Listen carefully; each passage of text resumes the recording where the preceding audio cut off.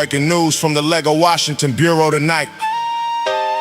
Atlantic magazine dropped a story bringing concerns to light about the FBI director and his conduct on the job.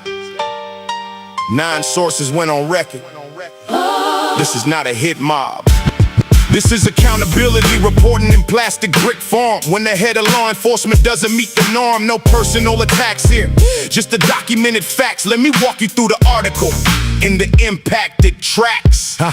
April 10th, 2025, Friday afternoon, Kash Patel tried to log into the FBI system. Password wouldn't work, technical error in the room, but his response to that problem showed a different wisdom. Instead of calling his support to fix the login screen, he panicked, called his ally, said he'd been terminated, frantically announcing he was fired from the scene. 2 sources called it a freak out, his behavior was inflated. The White House fielded phone calls from across the government, Congress asking questions about who would be in charge. Officials in the Bureau wondering about the precedent. Turned out it was just password error, not a fire in large. But 9 sources confirmed the story to the press. Atlantic did their homework, checked the facts with care. Question is, does this behavior show unnecessary stress for someone running federal law enforcement everywhere? When the FBI director can't handle basic tech, when meetings get rescheduled and the conduct's worth a check, when sources raise concerns about behavior on the job, it's time for oversight. Accountability's not a mob. This is not a witch hunt, this is documented press. 9 officials speaking up about professional distress. That's the system working,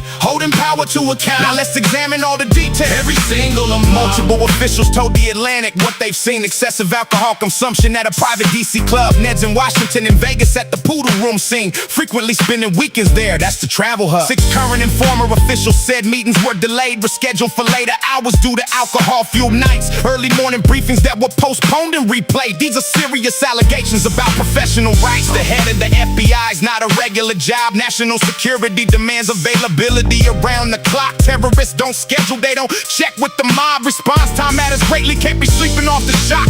Multiple occasions, security detail couldn't wait. The director in his quarters, seemingly intoxicated state. Request for breaching equipment, SWAT team tools at stake. Normally used for hostage rescue, not await their mate. Current and former officials expressed that deep concern. What happens if there's a terror attack while he's unavailable? With military operations against Iran, the stakes now burn. Quote, that's what keeps me up at night.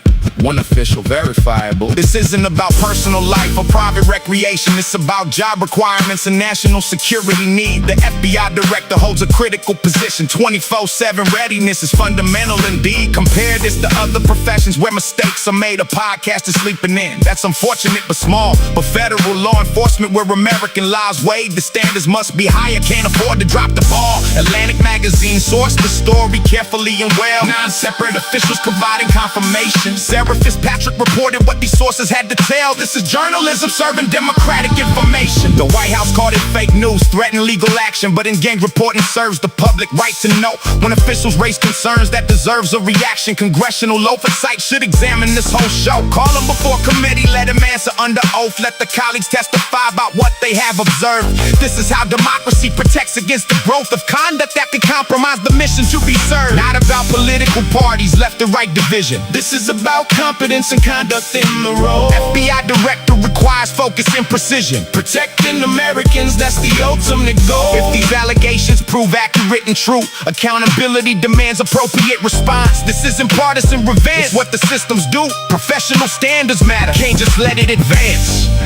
So that's the story in 700 words exact.